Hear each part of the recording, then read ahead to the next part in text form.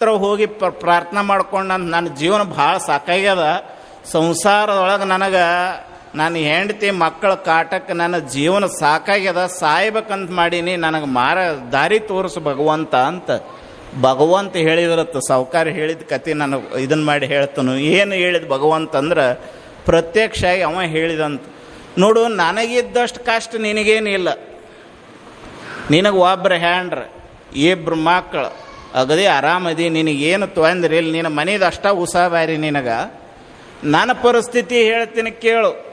ನನಗೆ ಇಬ್ಬರು ಮಕ್ಕಳು, ಹೆಂಡತಿ ಇಬ್ಬರು ಹ್ಯಾಂಡ್ರು, ಗಂಗೆನ ಮ್ಯಾಲೆ ಇಟ್ಕೊಂಡನು, ಪಾರ್ವತಿನ ತೊಡಿ ಮೇಲೆ ಕುಂಡಿಸ್ಕೊಂಡವನು. ನನ್ನ ಆಭರಣಗಳು ಕೊಳ್ಳಾಗ ಹಾವು. ಅವ ಪರಮೇಶ್ವರನ ವಾಹನ ಯಾವುದು? ನಂದಿ. ದೇವಿಯ ವಾಹನ ಯಾವುದು? ಸಿಂಹ. ಇವಂದು ಷಣ್ಮುಖನ ವಾಹನ ನವಿಲು. ಗಣಪನ ವಾಹನ ಇಲಿ. ನನ್ನ ಪರಿಸ್ಥಿತಿ ಹೆಂಗದ ಅಂದ್ರೆ, ಗಣಪ ಸರದಾಡಿದ ಅಂದ್ರೆ ನಾನು ಕೊಳ್ಳಾಗಿದ್ದ ಹಾವು ಇಲಿ ತಿನ್ನಕ್ಕೆ ನೋಡಕತ್ತೈತಿ.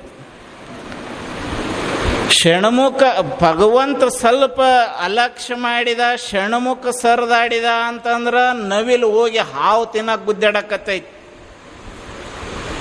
ಸ್ವಲ್ಪ ಈ ಆಕಳ ನಂದಿ